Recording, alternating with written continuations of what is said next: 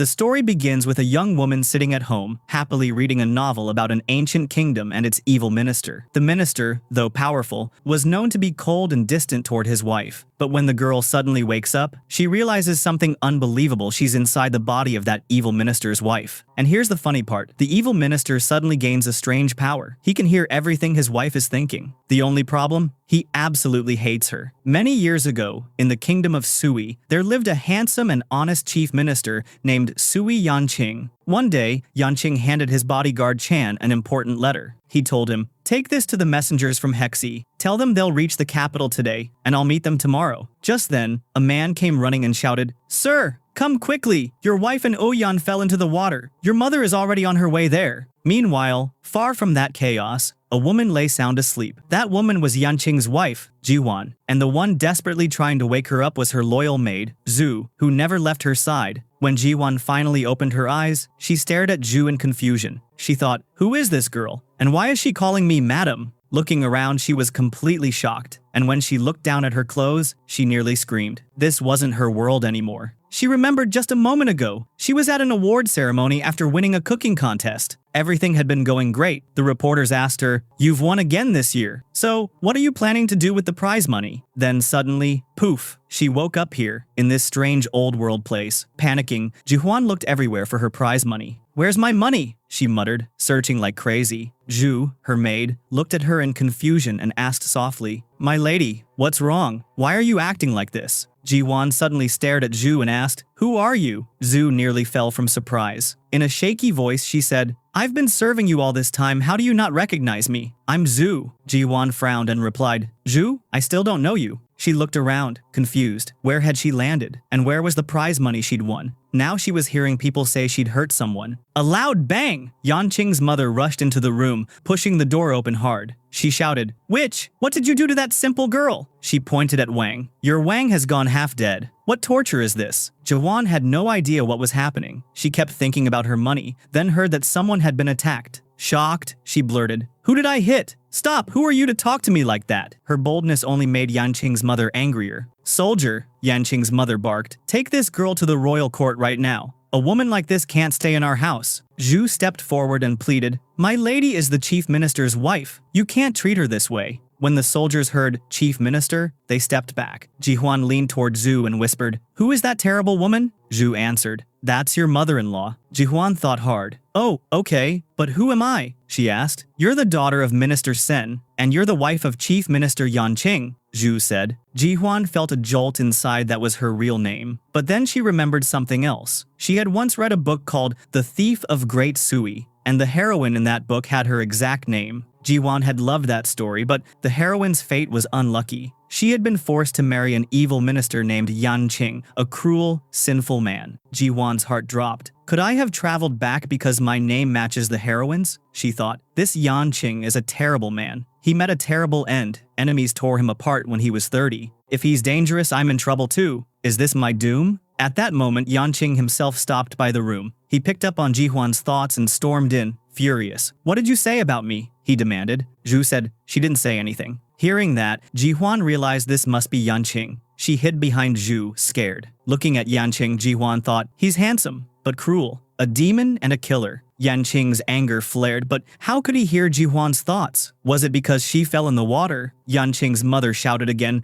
"This girl insulted a relative of the third prince. Get her out now," Zhu explained. Jihuan and Wang fell into the pond for no reason. When the soldiers pulled them out, both were unconscious. Jihuan thought, "So that's how I ended up here." She remembered that Wang had been sent to the chief minister to try to catch his eye to make him fall for her and marry her. Could Wang really be acting like she drowned on purpose so everyone would blame Jihuan? Hearing Jihuan's thought, Yanqing said coldly, "Listen, Jihuan, if Wang really dies, you must die too." Jihuan snapped, "I didn't kill anyone. Is there no law here?" Yanqing replied, "I am the law of this land." He let go of her hand. Jihuan thought sadly, "Poor Jihuan. She loved that man so much. Back then, when she learned that Yanqing had brought Wang to the palace, she used to sit by the pond and cry all day. Who could have guessed Wang would fake drowning so that everyone would blame Jihuan? Hearing Jihuan's thoughts, Yanqing realized Wang had acted on purpose. Scene shifts to Jihuan's father's house. Her older brother is Sen Li. He doesn't care about studying or work. Sen Li tells their father, "Since the chief minister is friends with me, he can get me a minister's post. He even has a beautiful sister, maybe he'll marry me off to her. Just ask him." Their father says, "Stop dreaming. Focus on studying for the civil service exam across the border. That's the real way to get a post." At that moment, Jihuan's mother grabbed both their ears and scolded them. "Don't you see our son has no skill? That's why he's been jobless for 20 years. She went on, "Manage the exam questions however you can,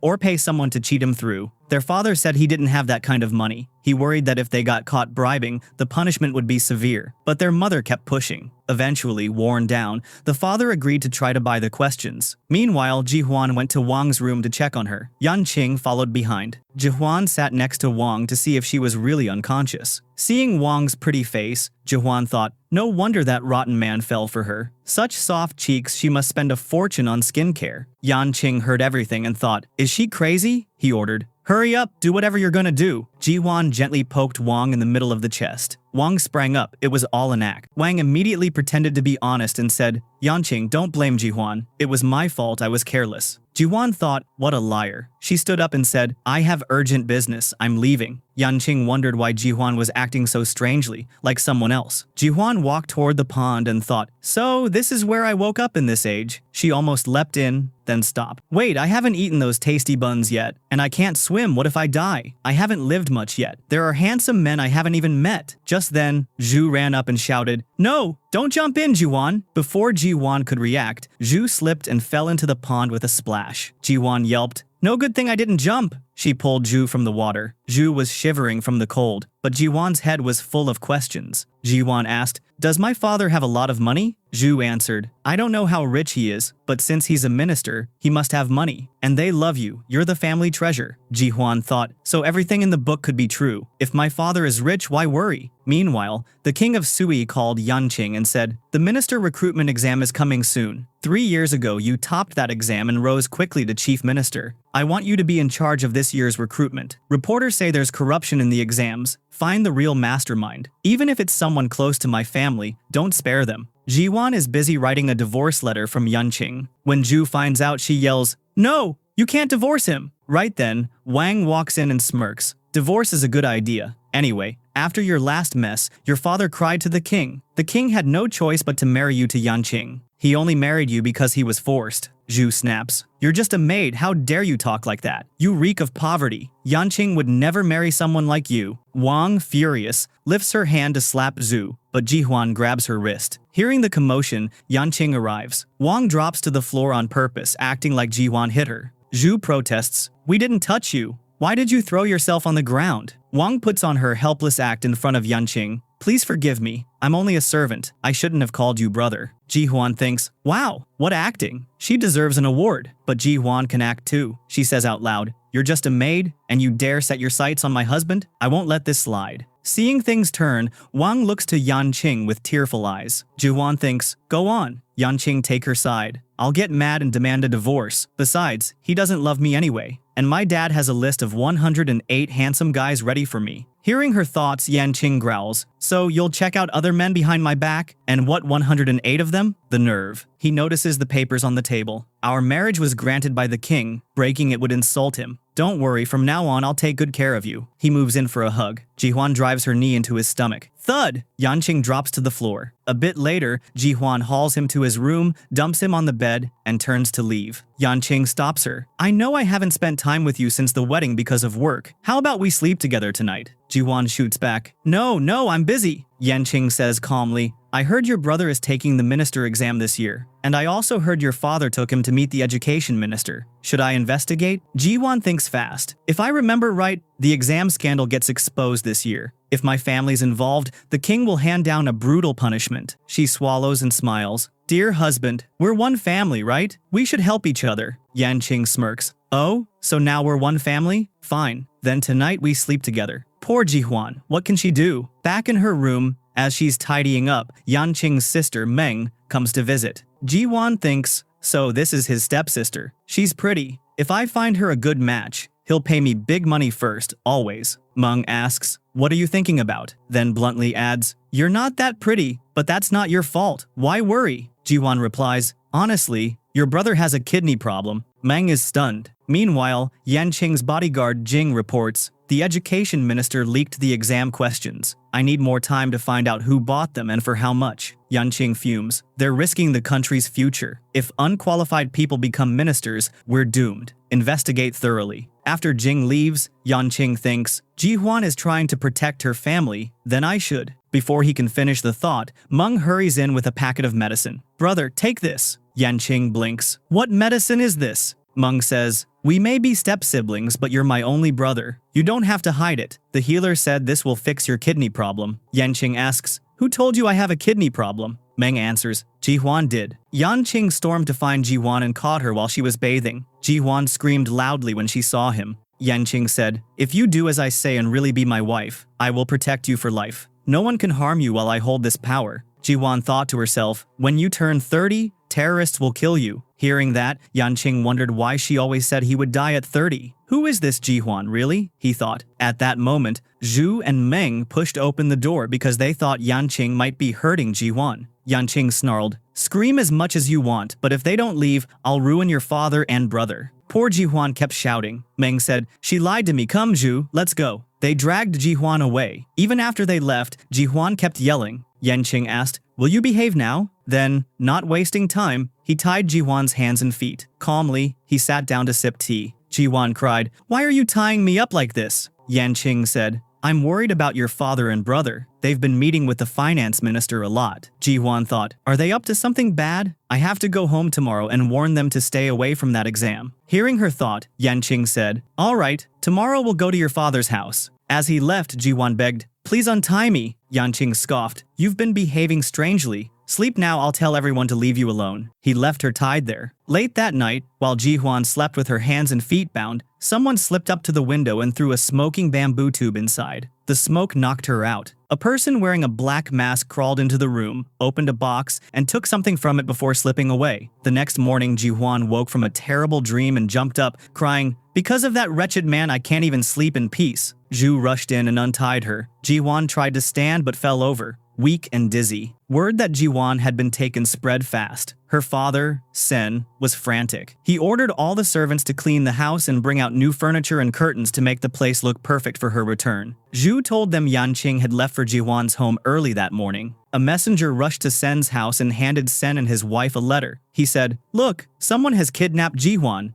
When they saw the letter and Ji-hwan's hair ribbon dropped at the scene, they were sure she'd been taken. Sen cried out, I'll give whatever it takes to bring my daughter back. They laid out their gold and pearls, but an outside man sneered, even selling all this won't reach the amount they demand. The kidnappers wanted 3,000 pieces of gold. Sen's wife, panicking, said, tell them to kidnap me instead, what's my worth? She was desperate. Sen and Lee went to meet the kidnappers. Lee pleaded, we don't have 3,000 pieces of gold. Take my father, he's a minister. He's worth that much. The kidnappers laughed. Their leader cut Lee's hand, pressed it to a paper, and made a handprint. Then he said, this paper says you're involved in the exam corruption. If we give this to the king, the Sen family will face severe punishment. After the kidnappers left, Lee and his father ran back home. Sen beat Lee, shouting, you useless fool, look at what you've done. When they looked up, Yanqing was standing there. Sen's wife was about to faint from worry, then Ji-hwan walked in and hugged her. How are you, mother? She asked. Ji-hwan's mother asked, weren't you kidnapped? Your father and brother went to rescue you. Meanwhile, Yanqing had already heard the whole story from Sen and Lee. He frowned and asked, wait, what did you say? Did you really try to buy the exam questions? Sen replied nervously, no, we went to, but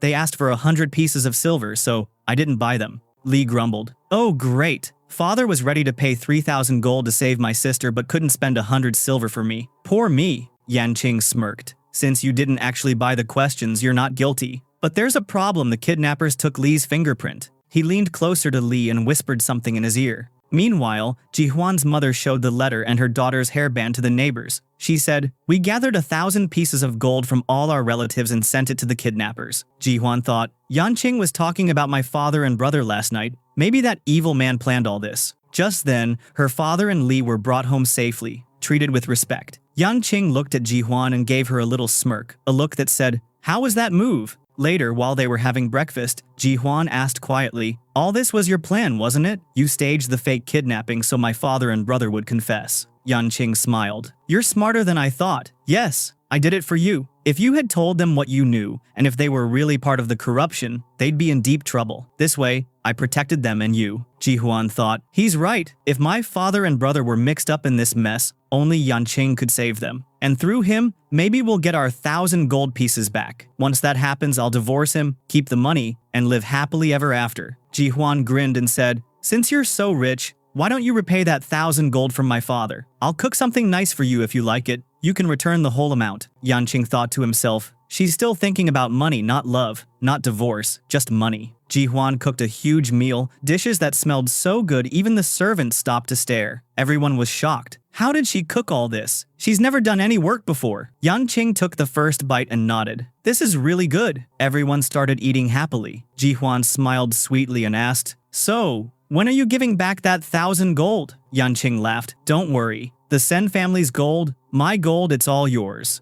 Ji-hwan thought, "Got it. I'll divorce him and take everything." Later, Yanqing took Ji-hwan out for a walk. As they passed the busy market, Ji-hwan looked around and thought, "Wow, the markets in the old days were so beautiful. Since coming here, I've been so caught up in family drama I didn't even explore." Yanqing, hearing her thoughts, said calmly, "Quiet, let me concentrate." Ji-hwan froze and thought, "Wait, if it's not him, then who's talking to me?" She panicked, thinking there was a ghost nearby, and hugged Yanqing tightly in fear. Meanwhile, when Ji-hwan's father and brother went to buy the exam questions, the education minister told them, "The price went up. Now it's 1,000 pieces of silver." That night, Ji-hwan noticed a lot of Yanqing's things in her room and asked, "Why is all this here?" A servant answered, "From now on, Yanqing will be sleeping in this room." Yanqing walked in. Ji-hwan said, "Do you have to stay here? You stay here, I'll move to another room." Yanqing replied, "The king ordered me to prepare a list of everyone involved in the exam corruption. You're smart, help me make the list." Then he left without another word. Ji-hwan thought, "Wait, did that jerk just threaten my father and brother to get me to help him?" That night, Yanqing tried to sleep quietly. Ji-hwan touched his cheek while he pretended to sleep and thought, "What soft cheeks. Why does a man need skin so nice?" Yanqing opened his eyes and glared. Ji-hwan jumped and turned away, scared. On the balcony, Zhu was dozing. Jing, the guard, caught her before she fell. Both of them blushed. Meanwhile, Ji-hwan slept and dreamed about huge, delicious meals. In her dream, she kicked and rolled around. She even put a foot on Yanqing's stomach. When Yanqing moved her, she kicked him off the bed and then snuggled back in, wrapping her arms around him. The next morning, when Yanqing came out of his room, Jing told him, "The exam results are out. Everyone on the corruption list passed. Even those suspected passed, but Li, Ji-hwan's brother, got the highest score. People are outside his house and they're attacking him." Li walked outside, proud and happy, and the crowd started throwing tomatoes and eggs at him. He ran back inside, humiliated. Ji-hwan went to the royal court with Zhu. The princess saw her and said, "Look who's here. Even after a year and a half of marriage, the chief minister ignores you?" Ji-hwan shot back, "Look at yourself first, you're not getting any younger. Who will marry you when you're old?" A fight broke out. Yanqing presented a list to the king. "Here are the names of those who cheated on the exam," he said. "The education minister is the mastermind. Minister Sen and his son Li helped leak the questions. I arranged for the leak so we could catch everyone,"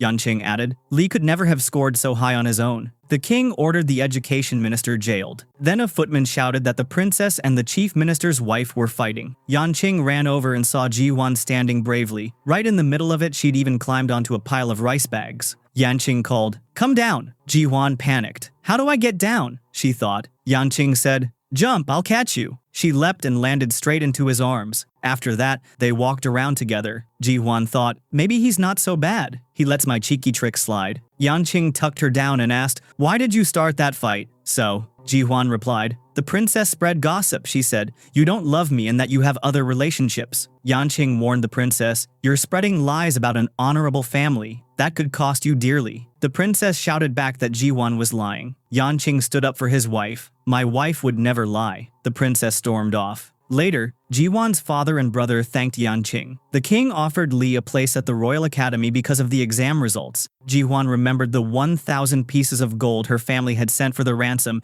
and asked her father about it. He shrugged and said to forget it, then they all headed home. On the carriage, Yanqing asked playfully, "Where did you learn to fight like that?" Ji-hwan said, "Go ask them, I hit the most." Yanqing gently rubbed medicine onto Ji-hwan's hand. She wondered if he was being kind because he cared about his reputation, or if maybe he actually cared about her. Hearing her thought, Yanqing said, "If you can't fight, stand by me and look for trouble. I'll always protect you." Ji-hwan's stomach rumbled loudly. She blurted, "I'm starving. I used to be a food blogger since I arrived here. I haven't had any of the good food I miss." Yanqing grinned. "Will you cook something nice for me?" Ji-hwan nodded. "Yes." Ji-hwan made tasty noodles and set the table. Then Yanqing's stepmother came in. She said, "Why didn't you visit me for so long? Don't your parents teach you respect?" Wang replied, "I don't think she learned that." Ji-hwan snapped at Wang. "Were you not embarrassed after I hit you that day? Now you bring her here again?" The stepmother said, "She is my maid. If you insult her, you insult me." She tried to hit Ji-hwan, but Ji-hwan grabbed her hand and sat down. Yanqing walked in and asked, "What is this?" Wang, "I told you not to come here." The stepmother said, "Yanqing, you handle the state. I will manage the house." Yanqing said, "If you have no work, I will find you something to do.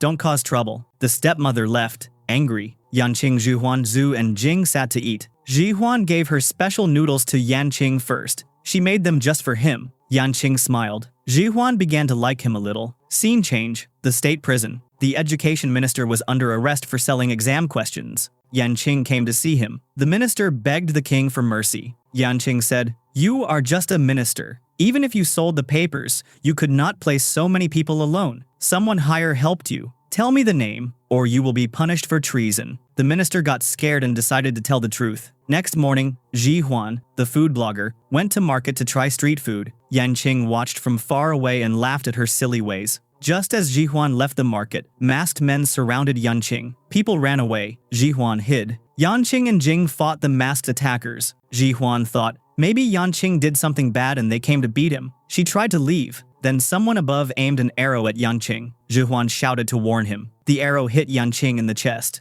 He ran at the attacker anyway and killed him with a quick blade. Then he fell down. Ji-hwan hugged him and cried. She finally understood. Yanqing is brave. He would risk his life for her. Meanwhile, the third prince talked to Wang. He asked, "Why did you send attackers after Yanqing?" Prince Warren said, "After Yanqing jailed the education minister, he kept digging. Now he suspects me. I must teach him a lesson." He warned Wang, "Remember, I sent you to Yanqing to bring him to my side, but you seem to love him now. Don't forget I am a prince. If I order it, I can kill him in a moment." The doctor pulled the arrow out of Yanqing's chest. He cleaned the wound and put a bandage on. The doctor said, "The arrow did not go very deep, but the tip had poison on it. That is why Yanqing did not wake up. Asterisk, asterisk. I did all I could. If he wakes in 3 days, he will be fine. If not, there is no hope." The doctor left. Ji-hwan thought, "I read in a book that bad men do bad things. Why did he risk his life to save me? Is the book wrong?" Ji-hwan stayed by Yanqing's bed day and night. She cared for him. On the third day,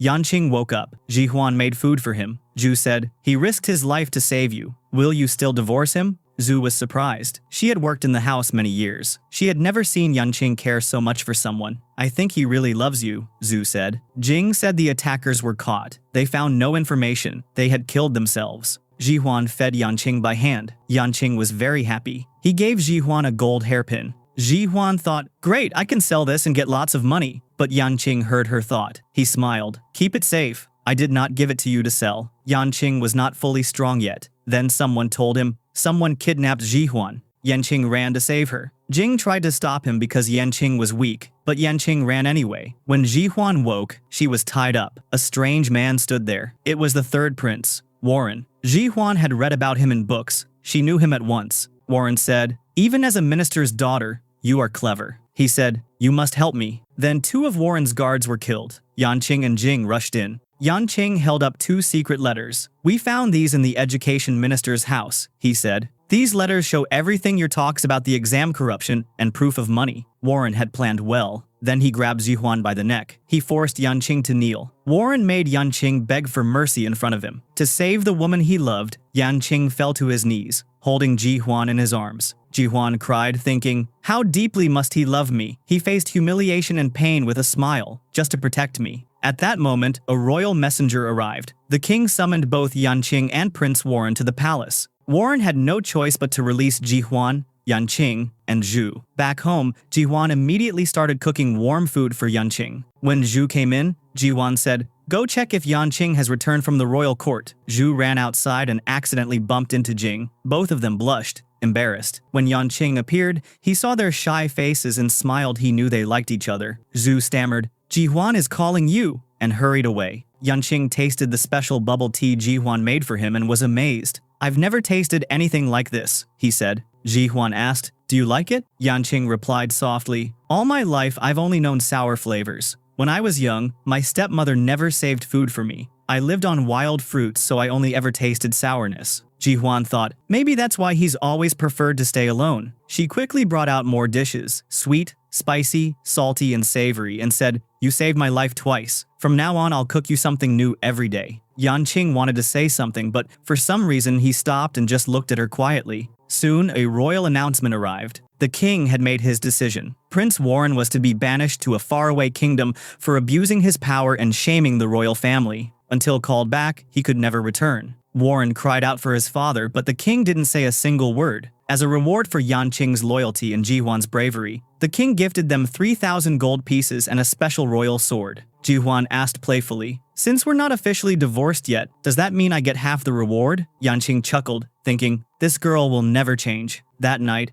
Yanqing took Jihuan to a quiet place under the stars. He thought to himself, God gave me this strange power to read her mind. Tonight, I'll finally tell her how I feel. Yanqing said softly, "I brought you here because I have something important to tell you." But before he could finish, Jihuan's mind started racing. "Oh no, he must be planning to divorce me," she interrupted. "You don't have to explain. I get it. In your time, having more than one wife is normal. You're a powerful man. Don't worry, let's end this marriage with a smile. 3 time 10 sig. That's.com. Yanqing looked at her and said, "Divorce you? I never thought about that." Jihuan blinked. "But you don't even like me." Yanqing smiled. "I didn't like the old Jihuan. But you're different. You may be in her body, but you're not her." Jihuan laughed nervously. "That sounds kinda creepy, doesn't it?" Yanqing shook his head. "No, what scares me now is the thought of losing you, or you meeting those 108 handsome guys on your list." Jihuan's eyes widened. "Wait, is he proposing to me?" Yanqing smiled and said, "Yes, I am." Jihuan gasped. "You can really read my mind?" Yanqing nodded. "I want you by my side forever." Then he gently kissed her. Jihuan smiled through happy tears and said, "All right, from today, you're not just my husband, you're my boyfriend." Yanqing blinked. "Boyfriend? What does that even mean?" Imagine that after all this time, she finally made her husband her boyfriend. The next morning, Jihuan, Yanqing, Zhu, and Jing were having breakfast. Yanqing said, "I found this paper yesterday. What's written on it?" Jihuan looked. It was her divorce paper. She reached to grab it, but Yanqing tore it up with a smile. Jihuan thought, now that I've found the person I truly love, I don't ever want to go back to my own time. She leaned forward and kissed Yanqing gently on the cheek. Zhu and Jing turned bright red, too shy to look at them. And that's how it ends. The chief who can read minds. Remember, be careful what you think, because your special someone might just be able to hear it. And don't forget to comment, would you want your loved one to read your mind like Yanqing did? With this beautiful moment, today's drama comes to an end. Don't forget to let me know how you liked the drama. And if you enjoy my stories, make sure to like and comment to stay with me. Now I'm leaving, but I'll see you soon with a new drama story. Until then, take care of yourselves.